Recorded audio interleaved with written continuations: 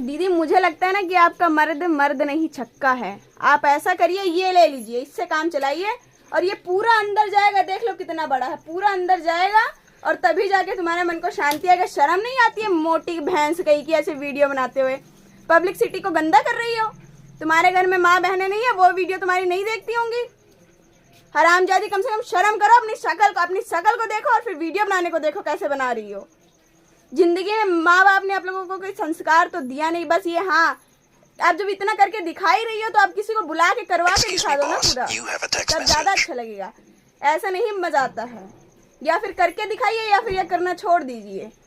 नहीं तो कोई मिल गया ना अच्छा ठुकाई वाला, तो तुम्हारा ऐसा ठुकाई करेगा ना कि ये वीडियो बनाना आप बंद कर देंगी। और एक नहीं 3-4 इकट्ठे ही मिलेंगे आपको, बदतमीज कहीं की।